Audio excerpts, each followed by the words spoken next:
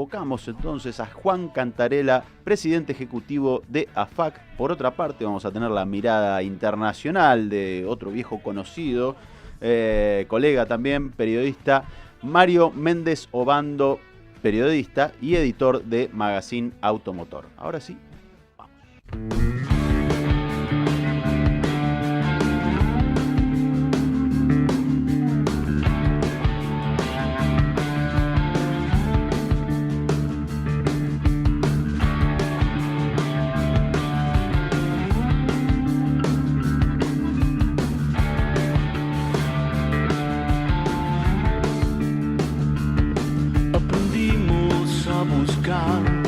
A cruzar por aguas claras, cielo adentro.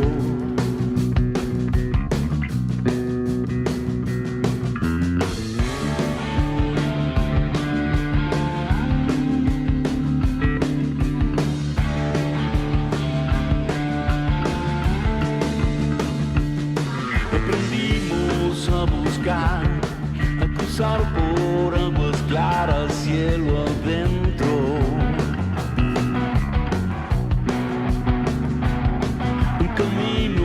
A su vez nos acerca el corazón a tierra firme.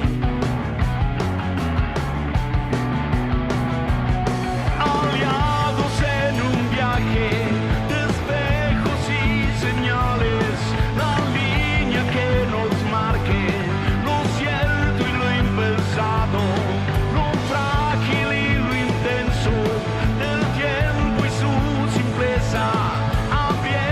A nosotros, cuidando aquello que nos hace bien.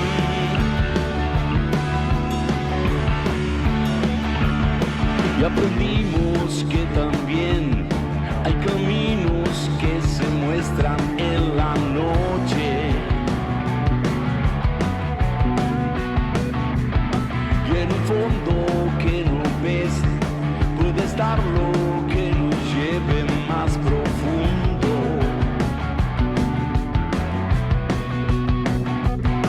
Habrá que andar despacio, habrá que estar alerta entre el viento y la prisa, en la calma y la orilla, que lo que te demora es lo que te traiciona, llevándote los pasos a donde no hace pie tu corazón.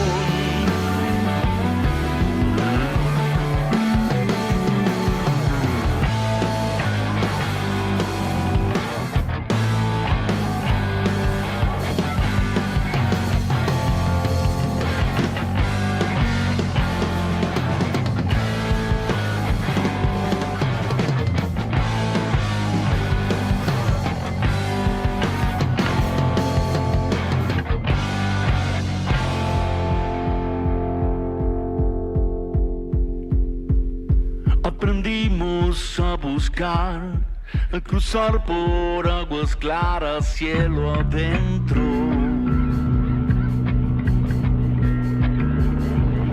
Un camino que a su vez nos deje el corazón en tierra firme.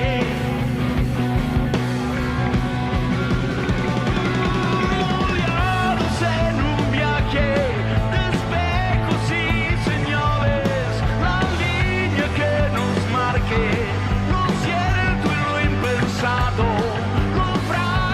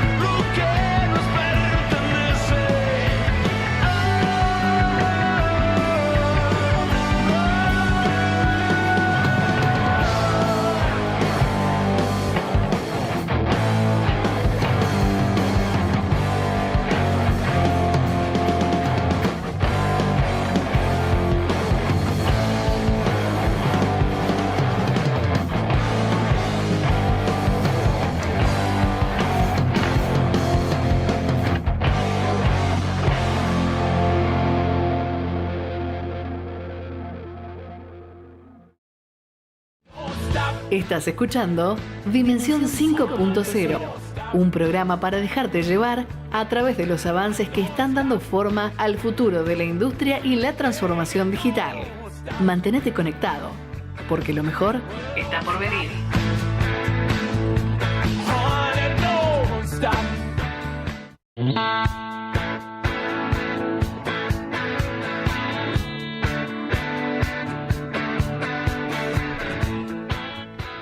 Muy bien, volvemos a Dimensión 5.0 y damos comienzo entonces al programa del día de hoy. Como les comenté, hoy va a ser un programa dedicado a la industria automotriz. En particular, ahora vamos a estar conectados entonces con Juan Cantarela, presidente ejecutivo de AFAC, la Asociación de Fabricantes de Componentes. Buenas tardes, Juan, bienvenido nuevamente a Dimensión. A ver, quizás estés muteado.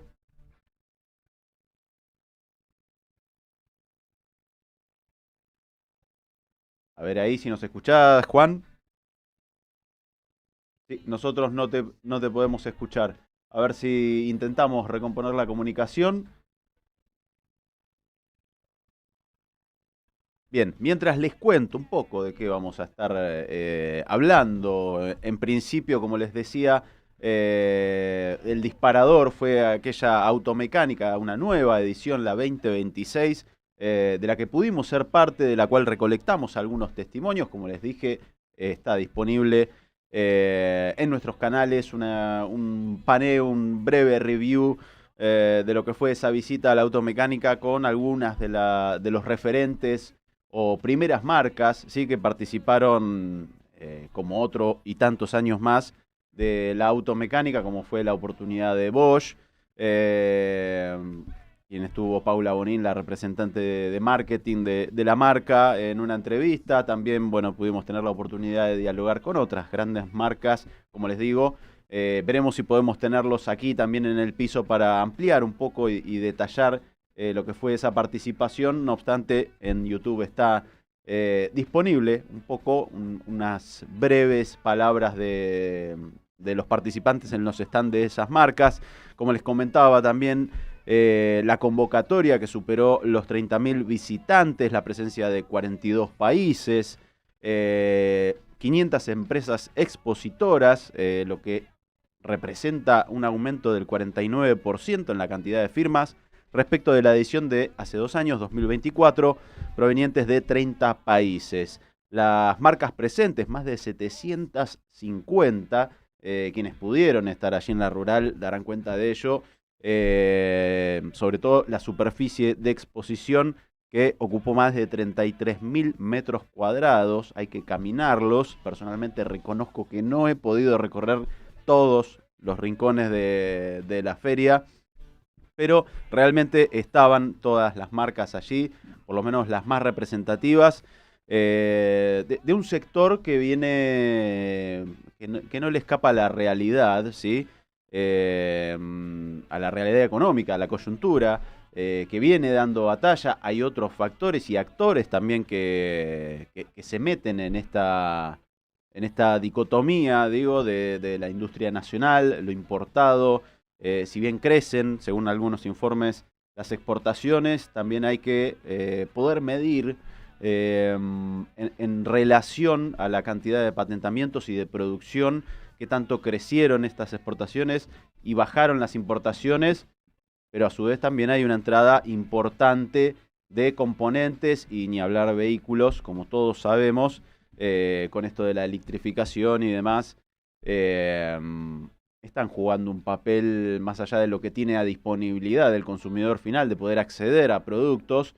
En el background de todo eso está la industria, que tiene que vérselas con esto, y ese es motivo de mesas de trabajo que se están dando también entre distintas partes y representantes de la industria. Hecha esta breve introducción, vamos a un pequeño tema musical y vamos a ver si podemos lograr la conexión. Ahí me avisa Javi que lo tenemos en línea otra vez. Buenas tardes, Juan, no sé si ahora podés escucharnos y a ver si te podemos escuchar nosotros a vos. Buenas tardes, no sé si ahí... Ahora te escuchamos perfecto, probablemente en un ratito te veamos perfecto también, pero por lo menos ya te escuchamos, que es importantísimo. Bueno, hacía una breve introducción y panorama de lo que viene siendo la industria automotriz. Obviamente acá la que importa es tu palabra, ¿no? Siendo el representante de los fabricantes de componentes, las autopartes.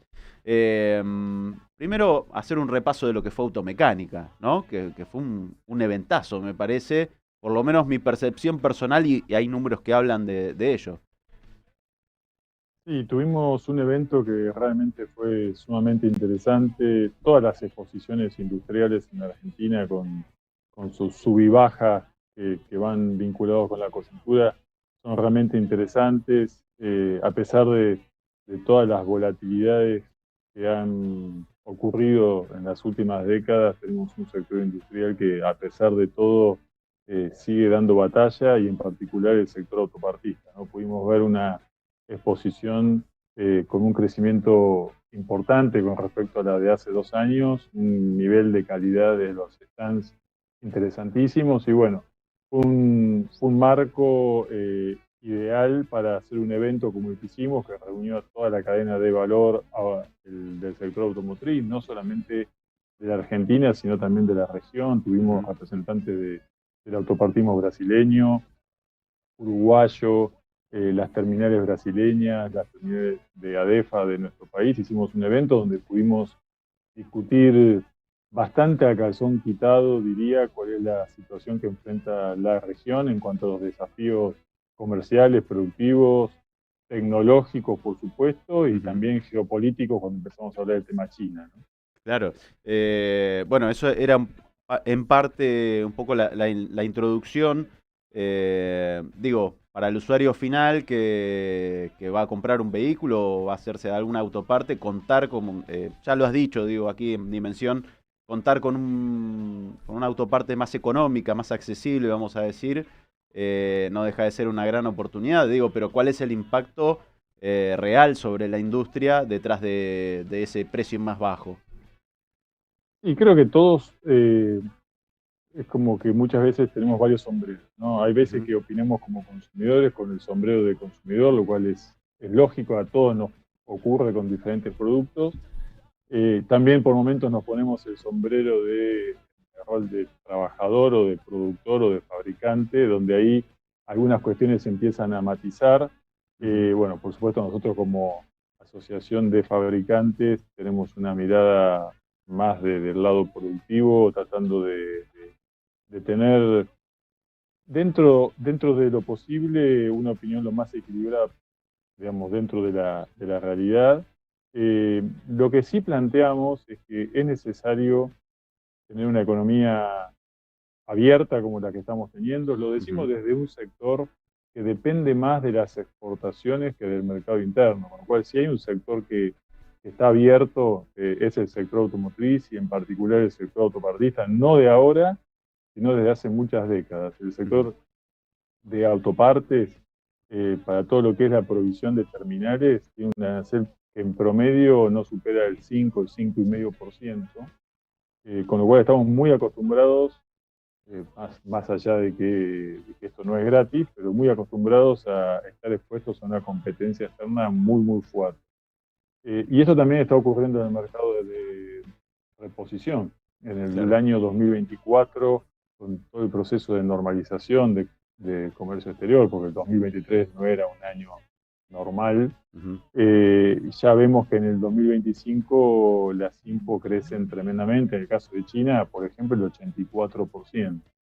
Entonces, nosotros un poco lo que planteamos es que hay que dar las herramientas que usualmente los fabricantes tienen en todos los países, tener una carga tributaria lógica que ponga en un plano de igualdad la producción local con los productos importados, cosa que no ocurre hoy. Hoy hay impuestos que le pegan a la producción y que no le pegan a los productos importados, lo cual nos parece un despropósito. La cuestión laboral, en la que ya se ha estado avanzando bastante, porque estamos hablando de vehículos eléctricos, híbridos, autónomos, y ya hay casos de autos voladores reales. Entonces digo, bueno, cuando tenemos que empezar a producir esos bienes y toda la cadena de provisión, como el autopartismo, se tiene que adecuar a eso, y a la hora de organizar el trabajo tenemos un convenio que del año 75, decir, bueno, si no avanzamos de una forma más sincrónica, vamos a tener efectos no deseados como algunos que estamos viendo. Ujú. Y en el caso particular de China, lo que nos parece es que no deberíamos banalizar comparaciones de peras con manzanas, sino de manzanas con manzanas y peras con peras. O sea, los precios Bien. de China no son precios que son producto de la libre oferta, de la libre competencia entre la oferta y la demanda, Ujú. sino que es fruto de cuestiones geopolíticas y una fuerte presencia estatal. Entonces me parece que no podemos tomar esos precios como normales cuando estamos con el sombrero de consumidor, ¿no? Sí nos parece bien competir y que gane mejor con las herramientas necesarias cuando hablamos de Brasil, Estados Unidos, Europa, etcétera, pero Ujú. me parece que China ya es otra historia. Bien, digo, en esa línea se habla del CKD, si no me equivoco, digo, de Components Knockdown, que implica un poco tener un auto preparado, desarmarlo, meterlo en una caja y llevarlo a otra parte del mundo para volverlo a armar, eh, pasando por arriba un montón de impuestos. Creo que viene en línea más o menos con lo que planteás. No es la misma regla para todos los competidores. Me trae a colación también algo que se hablaba en Tierra del Fuego, de la etiqueta de industria argentina, y básicamente lo que se terminaba haciendo era por ahí un ensamblaje más que fabricación real de componentes para tener un producto final. Digo, ¿eso está pasando o pasa en la industria autopartista? Digo, o se puede llegar a convertir en algo así, en ensambladora más que fabricante?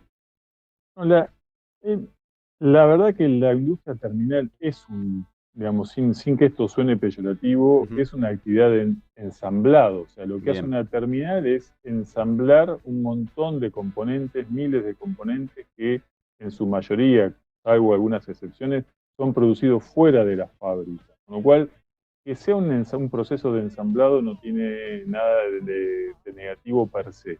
bien, Lo que uno pretendería es que haya una participación mínima dentro de ese proceso de ensamblado. O sea, que los componentes que forman parte de los vehículos que se ensamblan en nuestras fábricas, ujú, en cierta proporción sean provistos por una cadena de valor local con impacto en el empleo, con impacto en empresas del segundo o tercer anillo que también tienen su impacto en el empleo y sobre todo en lo que es todo el derrame tecnológico que históricamente tuvo el sector automotriz en la Argentina, ¿no? Con lo cual, lo que hablamos de no es el problema el ensamblaje en sí, sino cuál es la participación del valor agregado local dentro de ese proceso de ensamblaje, y lo que vemos es que hay una tendencia bastante marcada a que ese valor agregado vaya cayendo, ujú.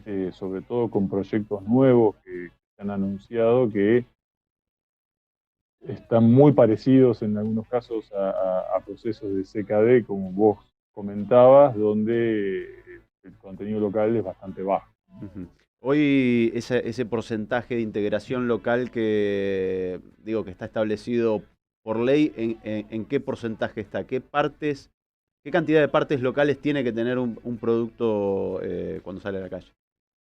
Bueno, no es una pregunta fácil la que Ujú. haces A ver, por varias razones. a Primero ver. porque cuando hablamos de porcentajes, uno lee en los diarios o en manifestaciones públicas porcentajes así tirados en el aire, Muy pero un fríos. porcentaje puede ser mucho o poco dependiendo en cómo se mide ese A ver. porcentaje. O sea, se habla mucho de porcentajes y poco en cómo se mide, y muchas veces el verdadero secreto de la potencia que tiene un incentivo buscando un porcentaje local pasa más que por el número del porcentaje en cómo se mide ese porcentaje. Nosotros hoy Bien. hay dos cuestiones que se deben medir. Una es cuál es el porcentaje no local, sino regional, para que un Ujú. vehículo de Argentina a Brasil o de Brasil a Argentina pueda ser exportado sin aranceles. Ahí hay un primer requisito de contenido no local, sino regional. Bien. Ese requisito, si bien es del 50%, cuando lo medimos sobre el total de las autopartes, nos da que en realidad ese vehículo puede ser ensamblado con un 80% de piezas de esta zona, por ejemplo, chinas, y el vehículo es considerado de origen Mercosur. Con lo cual eso es algo que tenemos en agenda y que estamos, digamos, planteando que debería ser revisado. Como está haciendo el TEMEC, el Tratado de México, Estados Unidos y Canadá, lo está haciendo también la Unión Europea, están yendo a niveles de contenido para que esos vehículos sean comerciados sin aranceles, están hablando de contenido del 70%, para no ser considerados que son de otro país y no ser considerados que hay una triangulación como si hoy desde el Mercosur se está facilitando. Y después Argentina, y esto ya en el plano local, tiene una ley desde el año 2016 de incentivo a la compra de autopartes locales. Ahí se exige un 30% de contenido, medido de otra manera, no voy a entrar en los tecnicismos, que ha dado resultados en su momento positivos, pero que hay cuestiones que hay que corregir, aparecieron efectos no deseados. Ya luego de 10 años cambiaron bastante lo que son los vehículos, las tecnologías, así que eso necesita también ser adecuado, ¿no? Hablábamos de coyuntura, obviamente no escapa, hay sectores que por ahí están picando en punta, minería, oil and gas y demás, están un poco resentidas las industrias, y hablabas de algo fundamental más allá de los números, la economía y demás, el valor humano, el recurso humano. ¿Cuál es la actualidad del sector de autopartista en cuanto al empleo? ¿Sí? Digamos, se vio resentido, se mantiene estable. No, la verdad que lamentablemente no solo que no se ha mantenido estable, sino que ha habido una caída. Tenemos una caída por dos vías. Primero, que en los últimos 15 años muchas empresas autopartistas cesaron su actividad industrial. Al cesar la actividad industrial, claramente eso tiene un impacto en el empleo por la sola situación en donde la empresa ya no produce más. Claro, Al no producir, claramente no requiere mano de obra, lo cual es un impacto tremendo para todos los que participaban de esa empresa, desde el dueño o el director ejecutivo hasta todos los empleados.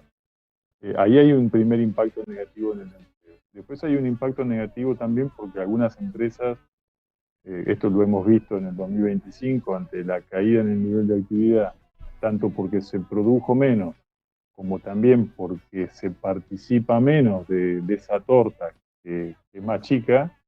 Eso hace que muchas empresas, para poder sobrevivir, deban adecuar sus estructuras a los nuevos niveles productivos, y eso también tiene un impacto muy negativo en el empleo, que para las empresas es un golpe durísimo, no solamente porque la mayoría son pymes y hay una relación diferente entre lo que es una empresa pyme con todos sus equipos de trabajo de lo que puede ser una empresa con miles de empleados. Eso, hay una cuestión anímica, hay una cuestión de un montón de inversión que hicieron las empresas para poder preparar a sus equipos de trabajo.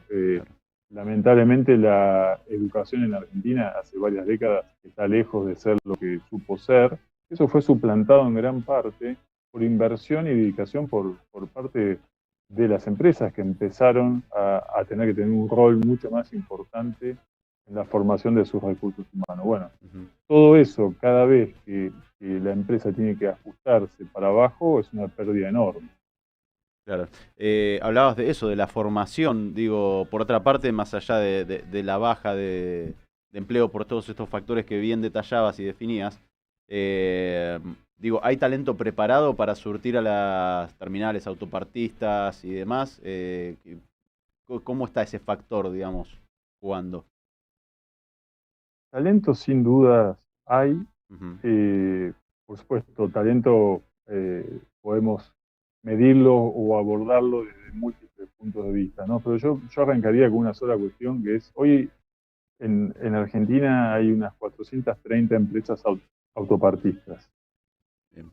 Por supuesto, podemos decir, eran muchas más, sí, es cierto, eran más, pero a pesar de todo lo que pasó en Argentina en los últimos 20 años, que sobrevivan 430 empresas, yo no sé cuántos países pueden llegar a tener un sector empresario, un sector industrial, un sector autopartista tan resiliente y con una capacidad de adaptación como la que hemos tenido. Por supuesto, los tiempos que se viven actualmente no son fáciles. Hemos tenido muchos tiempos que no han sido fáciles, con lo cual en ese sentido, que hay talento empresario, no tengo absolutamente ninguna duda.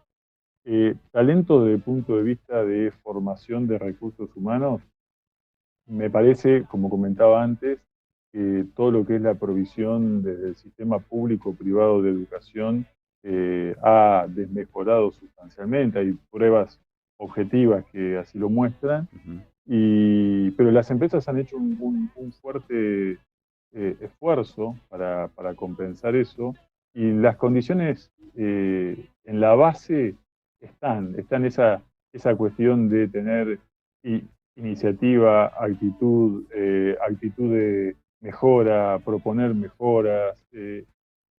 Por supuesto, estamos hablando de cuestiones más en la base, cuando tiempo atrás quizás más arriba ya una persona entraba a la empresa con una serie de conocimientos técnicos mucho más fuertes que la que puede tener ahora, pero me parece que la empresa suplantó en gran parte eso y la base está, como dijo el filósofo, ¿no? Creo que la base está. Lo que hace falta es crear las condiciones necesarias del entorno para generar inversiones que permitan al sector estar actualizado tecnológicamente, tanto en lo que respecta a productos como a procesos, tener un sistema impositivo lógico. Hoy tenemos débitos y créditos, ingresos brutos, tasas municipales, que en realidad son impuestos municipales, que le pegan más a la producción local que al producto importado. O sea, es algo que es una locura.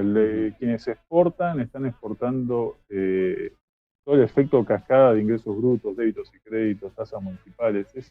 Es una locura. La cuestión laboral, vemos avances, todavía hay muchas cosas que están pendientes de implementación, hay muchas cosas que hay que aprender, porque estamos generando un punto de inflexión de muchas décadas, de un sistema muy, muy rígido que hay que empezar a desandar. Y por supuesto, bueno, no lo mencioné antes, pero es condición necesaria básica, estamos empezando a tener un entorno macro mucho más estable, más previsible. Por supuesto, falta mucho para tener niveles de tasa de inflación acorde a los niveles internacionales, pero me parece que hay un rumbo mejor, y eso es básico para las inversiones, ¿no? O sea, porque si bien desde lo micro muchísimas empresas tienen grandes capacidades, no siempre desde lo micro, o sea, de lo que pasa puertas adentro de la empresa, se puede compensar el batifondo que te puedes encontrar desde lo macro. Claro. Entonces, me parece que con una macro ordenada, más las herramientas lógicas que puedan potenciar la micro, me parece que se puede avanzar. Lo que creemos que estaría faltando es una cuota de pragmatismo mayor, ¿no? Eso creo que es un desafío que todavía tenemos por delante para lo que es la industria. Bien.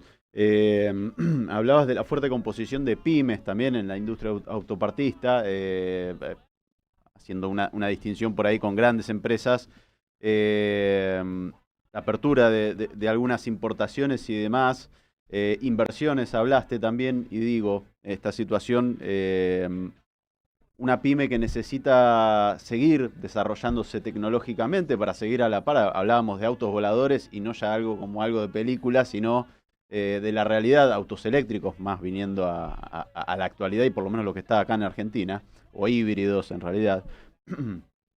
Una empresa pyme que necesita ayornarse tecnológicamente en estos tiempos que corren, ¿puede hacerlo, o con qué dificultades se encuentra, o beneficios? No lo sé. Bueno, ahí me parece que hay tres cuestiones. Primero, creo que se abarató el costo de poder acceder a tecnologías más de punta. Bien. Toda la normalización de comercio exterior, etcétera, me parece que facilita el acceso en ese sentido. Por otro lado, tenemos una debilidad en el costo de financiamiento, porque digamos, es más barato poder acceder a nuevas tecnologías, pero el financiamiento para poder acceder todavía es relativamente caro para lo que son los estándares internacionales, más allá de algunas empresas que por su trayectoria consiguen el financiamiento en forma directa por parte de los proveedores del exterior. Uh-huh.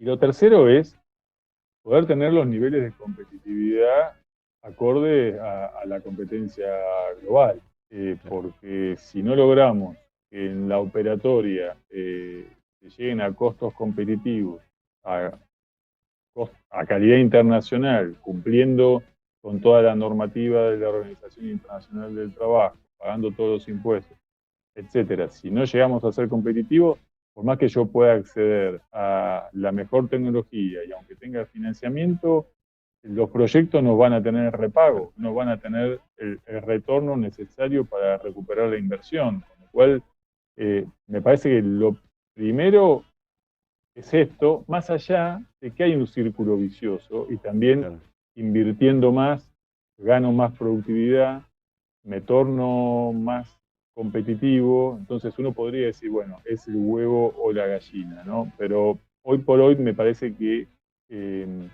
como comentaba, hay una accesibilidad más fácil para bienes de capital y última tecnología, está faltando un poco lo que son las tasas en pesos, están caras, las tasas en dólares para todas las que son empresas grandes y pudieron colocar obligaciones negociables, la verdad que son tasas bajísimas.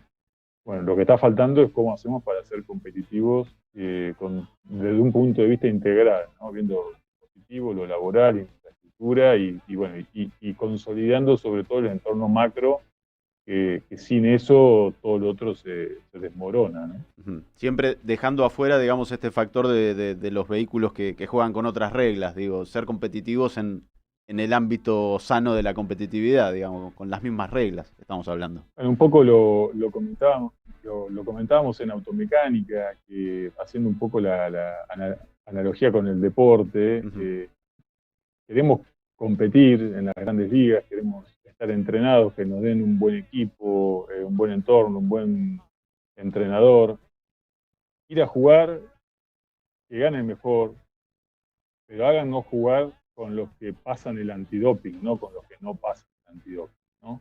Me parece que con esas reglas, que gane el mejor, pero me parece que con un equipo que nos pongan enfrente, que no pase el antidoping, me parece que ahí es donde empezamos a comparar peras con manzanas y no manzanas con manzanas y peras con peras. Bien, la aclaración más que justa, digo, en puertas del Mundial también la van a entender todos. Sin más aclaraciones sobre el tema. En esa reunión, en esa fiesta, vamos a decir, de la industria de la automecánica 2026, donde se juntan todos los actores, donde hablaron de las problemáticas, ¿hay algún dato que celebrar? Digo, ¿hubo algo en lo que se pudieron estrechar las manos y dijeran, en esto estuvimos bien, estuvo bien el sector? Ya, lo que más destacaría en este evento que hicimos aprovechando el entorno de automecánica fue que logramos nuclear a las instituciones de toda la cadena de valor de la región, que si bien siempre mantuvimos contactos, pero bueno, hacía tiempo que no coincidíamos todos en un mismo lugar y en un mismo momento, cosa que sí logramos y empezamos a discutir algunas cuestiones vinculadas con el acuerdo bilateral con Brasil, entre Brasil y Argentina, que regula el comercio y la producción entre los dos países. Y bueno, eso también generó una serie de reuniones el día siguiente y arribamos a ciertos consensos básicos para empezar a discutir esta cuestión y tratar de tener cuanto antes un nuevo esquema que vaya más allá del 2029, mucho más allá del 2029, y también que esto brinde previsibilidad para aquellos que están tomando decisiones sobre las inversiones futuras. Ujú. La comunicación, para cerrar, la comunicación con el, digamos, con el Estado, con el gobierno, con los ministerios, industria y demás, también es buena. Todavía están pendientes reuniones. Digo, ¿cómo viene la fluidez de esa comunicación? O la escucha, No, por lo menos, ¿no? Más que nada. la fluidez de las comunicaciones es muy buena, Ujú. hay muy buen diálogo. Esto no quiere decir que digamos, del otro lado coincidan 100% Claro, con la visión que uno tiene y que se implemente lo que uno quiere ni a la velocidad que uno quiere. Pero desde ya. me parece que hay escucha. Creo que con el transcurso del tiempo y en la medida en que muchas urgencias que había en el 2024 y que se han ido acomodando, me parece que se empiezan a dar espacios para hablar de cuestiones más sectoriales. Como Ujú. comentaba antes, me parece también que hay una oportunidad para empezar a tener una visión con mayor pragmatismo que la que por ahí estuvimos acostumbrados en los últimos 2 años, casi 2 años y medio. Al menos es nuestra esperanza y Bien. estamos trabajando para eso. Pero no, yo sobre la comunicación, la verdad que no podemos hacer ninguna crítica porque siempre fue buena, más allá de lo que comentaba. A Claro. veces hay coincidencias y muchas veces no hay coincidencias. Sí, sí, más allá de los resultados, que haya comunicación es un principio elemental. Juan, muchísimas gracias nuevamente, clarísimo, como siempre, te lo agradecemos que la predisposición que tenés para participar por lo menos en nuestro programa, así que siempre bienvenido. No, gracias y bueno, perdón que no pude estar ahí Ya habrá personalmente, oportunidad. esperemos para la próxima. Así será. Bien, estuvimos entonces con Juan Cantarela, presidente ejecutivo de AFAC, la Asociación de Fabricantes de Componentes. Vamos ahora a un pequeño tema musical, tanda, no sé qué tenemos por ahí, pero ya estamos con más Dimensión 5.0. Nació hace 65 años en Entre Ríos. Se adaptó a los cambios y se proyecta al futuro junto a sus productores de seguros, capacitándolos y acompañándolos en el proceso de digitalización.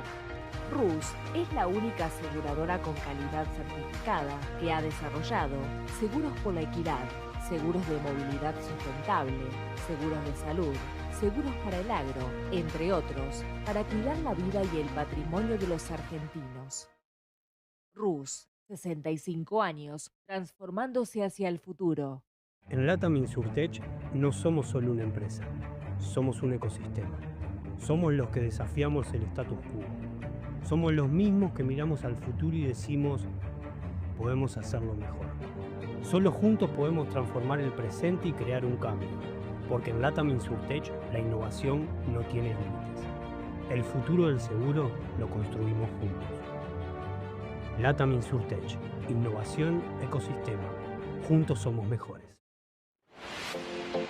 DC Sistemas, una empresa especializada en tecnología aseguradora. Sabemos diferenciarnos a través de un servicio integral, flexible y con tecnología de punta. Ayudamos a nuestros clientes en la toma de decisiones con un servicio a medida y una atención de excelencia. www.dcsistemas.com.ar.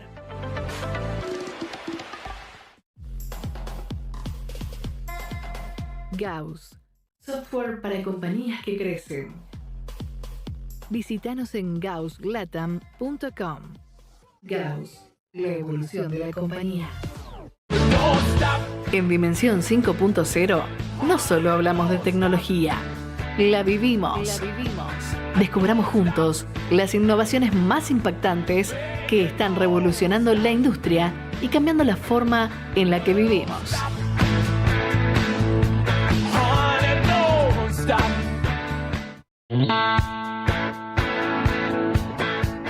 Volvemos a Dimensión 5.0, entonces estamos en este momento en contacto telefónico con Mario Méndez Obando, periodista y editor de Magazine Automotor y capacitador comercial automotriz. Buenas tardes, Mario, bienvenido nuevamente a Dimensión. Hola Gustavo, gracias por recibirme desde aquí, desde México. Un placer. Bueno, también y agradezco la amabilidad siempre de poder estar ahí al pie del cañón Bueno, como te decía por ahí fuera de aire y comunicación telefónica, analizando un poco la situación cuál era, recién hablábamos con Juan Cantarella. Bueno, esta situación no se presenta solo aquí en Argentina, sino que a nivel global también pega de alguna manera. Algo mencionó también Cantarella sobre esto. Eh, Hubo recientemente un congreso latinoamericano, automotriz, si no me equivoco, donde hubo una declaración de Quito, ¿sí? ¿De qué se trata esto? Una reseña de esto que es reciente y después entremos a cuál es la situación en México, ¿no? Mira, las organizaciones que distribuyen y que fabrican automóviles Ujú, en México muy integradas. Aquí tenemos la Asociación Mexicana de Distribuidores de Automóviles, la de fabricantes de automóviles, la fabricante de camiones y autobuses, la fabricante de autopartes ujú, y otras organizaciones muy grandes en nuestro país que están asociadas y están trabajando juntos constantemente para preservar el interés de la industria automotriz. Y bien, obviamente el interés de cada uno de ellos, pero digamos que cada uno de ellos, pero todos juntos. De hecho, ellos no van solos. Ellos constantemente están negociando con el gobierno de este país y están hablando acerca de las necesidades de cambiar las legislaciones, de ujú, apoyar más, de ciertos cambios locales o cambios nacionales. Y entonces toda esa experiencia se lleva al gremio de ALADA, se le conoce, que es la ujú, Asociación Latinoamericana de Distribuidores de Vehículos, de automotores como tal. Y entonces, en esa reunión en Quito, que se llevó a cabo la semana pasada, se discuten muchos temas, entre ellos precisamente cómo lograr que las compañías que llegan ujú, o las compañías que están no abusen comercialmente y no abusen del mercado. Entonces, ellos están tomando la base de lo que nosotros tenemos, obviamente, pero también estamos trabajando, bueno, ellos están trabajando para que esa organización se distribuya con ideas para todos los países y obviamente hay ideas argentinas, hay ideas ujú, colombianas, hay ideas de otros países de Latinoamérica que se llevan, lo que se conoce como las mejores prácticas, se llevan para que entre ellos refuercen los mercados, refuercen la distribución, refuercen la entrada de todos esos vehículos que llegan, pero sobre todo el soporte a esos vehículos, porque no se trata nada claro. más de que llegue una marca, te venda su producto y al rato no tengas el soporte desde el primer mantenimiento y obviamente hasta después el uso del vehículo, lo que le llega a pasar para mantenimientos mayores, todo lo que tú requieras para eso. Entonces, como en México estamos bien estructurados y como hemos tomado todo este aprendizaje entonces, en este Congreso Latinoamericano Automotriz, lo que hicieron fue precisamente definir, y dice el documento, avanzar hacia una carga impositiva razonable Ujú, en cuanto a reclamar que los impuestos y los aranceles que se ponen los países hacia las marcas que quieren entrar con productos sean razonables. Dice, pero también combatir prácticas comerciales desleales por parte de nuevos participantes del mercado. Aquí en México, por ejemplo, nosotros tenemos una legislación desde por ahí del 85, 84. eh, Más o menos en esos años, Renault abandonó el país. ujú, Aquí fabricaba, tenía alguna planta y vendía sus productos, pero por las condiciones económicas, Renault decidió salir del país. Y después de eso, lo que sufrimos fue que no había soporte de autopartes. claro. Entonces, se estableció una legislación en la cual se declaró que todas las marcas que llegaban tenían que poner al menos 10 años de refacciones o de autopartes después de lanzar un producto. Es decir, cada producto que se lanza aquí debe de tener un, un soporte de postventa y no solamente, y en este caso ya no solamente, actualmente, ya no solamente es de autopartes o de refacciones, sino de servicio, de que la marca misma tiene que aceptar esos vehículos y debe de tener todas las condiciones tecnológicas para revisar vehículos anteriores. Claro. Eso lo que hace, por ejemplo, ahora es que las marcas aquí en México hemos tenido una entrada como de 35 marcas diferentes chinas a partir de hace unos 3 4 años. Ujú. Y esas marcas chinas, sobre todo las grandes, lo que están estableciendo como estrategia es que ponen centros de distribución. Y eso lo hacen debido a que la ley los obliga a hacerlo. Claro. Y entonces ellos tienen que llegar, dependiendo del volumen que quieran vender o que tengan planeado vender, entonces ponen un centro de distribución, lo cual están obligados por ley. No establecer como tal un centro de distribución, sino el soporte de postventa. Entonces ellos establecen su centro y para llevarlo más fácil en la logística, lo que están haciendo es hacer asociaciones con empresas de logística como DHL y UPS y otras más que son muy grandes aquí en México. Ujú. Con eso, Entonces, de esta forma ellos lo que hacen es tener piezas y están en algunos casos garantizando que en 72 horas la pieza ya está en el distribuidor para hacer el trabajo de recambio en los vehículos. ujú. Sobre ese Y eso es lo tema, que quieren trabajar en nada. claro, digo, sobre ese tema también, bueno, hay en redes circulando vehículos tomados como destrucción total, digo, por no contar con la reposición adecuada, por lo menos en estas latitudes. Eh, y la pregunta también en el público, por lo menos, de qué va a pasar si compras uno de esos vehículos que entran el día de mañana cuando algo pase y ni hablar de choques importantes o alguna, alguna avería Mira, importante.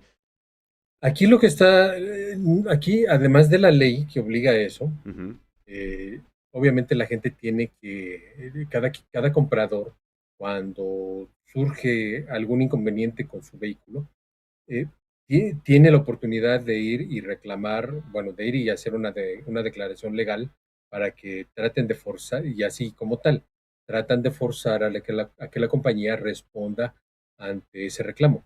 Bien, Pero aquí en México lo que también está sucediendo es que hay una gran fuerza de la comunidad, y no solamente hablando de barrios en México, sino incluso hasta de ciudades.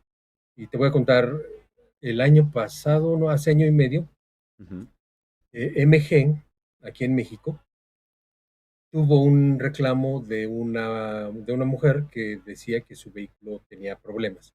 bien, Cuando se hizo conocido eso es porque ella ya llevaba varios reclamos y ya había puesto varios tweets en la red ujú, y también lo había hecho en Facebook.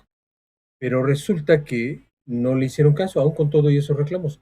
Entonces, ella se le ocurrió hacer una, un reclamo y se fue a parar frente a la concesionaria, al distribuidor, al dealer que ustedes conocen, bien, al dealer, se fue a parar ahí y entonces empezó a transmitir en vivo desde ahí. Y ella ya lo había dicho, ya lo había anunciado, voy a estar ahí, voy a reclamar y voy a estar en vivo. Como es la calle, los del distribuidor, los dealers no podían hacer nada. Entonces, ella se puso ahí y empezó a transmitir en vivo y puso al lado de su vehículo, puso pancartas.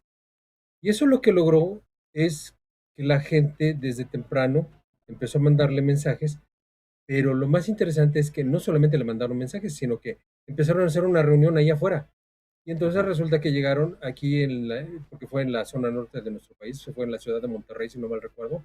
bien, Allá son una zona muy ganadera y comen mucha carne, ujú, como allá ustedes en Argentina. Entonces, claro, lo que hicieron fue que llevaron asadores, llevaron carne y empezaron a cocinar, empezaron a tener una relación. Llegó hasta grupos musicales de la zona, empezaron a tener una, una reunión improvisada y llegaron muy argento más, esto, muy argento. sí, llegaron más de 2.500 personas, déjame Ujú, comentarte. Al ver eso, la marca, entonces sí, fue a alguien para que hablara con la quejosa. Y entonces fue cuando finalmente le hicieron caso, porque el problema que teníamos aquí con esta marca MG, que es China, todos lo ujú, sabemos, de Geely, eh, Lo primero que sucedió con ellos cuando llegaron a México es que su surtimiento de partes era muy lento y era no adecuado. Entonces, alguien tenía un pequeño golpe, tenía que cambiarlo y su vehículo no podía ser trabajado, aún con cosas pequeñas. Ellos tenían Claro. simplemente las partes para los cambios comunes, los mantenimientos fáciles, pero ya otras piezas ya no las tenían. Entonces hubo mucho reclamo fuerte, pero no fue sino hasta esta situación cuando la gente realmente tomó la fuerza y se paró frente a la concesionaria, fue cuando la marca se dio cuenta que socialmente si no hacía algo, entonces la iba a pasar mal. Y Bien, tan hizo bien su trabajo MG, déjame decirte, que actualmente es el cuarto lugar en ventas en México. bueno, aprendió entonces, Sí, y aprendió muy bien porque aprendió. le dieron a esta mujer una satisfacción. Obviamente hicieron una negociación privada y donde estipularon que ella no podía hacer público lo que habían arreglado. Pero además de todo, después de eso, MG lo que hizo fue poner un centro varios centros de distribución en la República Mexicana, Ujú. aquí en el país, para que no les volviera a suceder. Bien, aquí diríamos el que no mama no llora. Creo que es esta situación. La mujer se hizo sentir. Esperemos no llegar a este punto, pero si se llegara, es bueno saber que la sociedad en su conjunto puede hacer que las cosas funcionen como tienen que funcionar. Mario, muchas gracias por este muy breve pantallazo hoy. Tu disponibilidad, por supuesto, como siempre, que amigablemente me has dado en estos minutos, así que te contactaremos nuevamente para hablar un poco más sobre la actualidad de toda la industria automotriz allí en México. Muchísimas gracias nuevamente. Claro que sí, Gustavo. Un abrazo Un gusto aquí para mí desde la platicar con distancia. ustedes allá. Saludos a todos allá en Argentina, en Buenos Aires. Igualmente para los hermanos mexicanos allí entonces. Bien, estuvimos recién con Mario Méndez Obando, periodista y editor de Magazine Automotor, capacitador comercial en la industria automotriz, en el primer bloque del programa con Juan Cantarela, presidente ejecutivo de AFAC, Asociación de Fábricas Argentinas de Componentes. En los controles, como siempre, le agradecemos una vez más a Javi Anonis, a todos ustedes, por supuesto, por estar otro jueves más en Dimensión 5.0.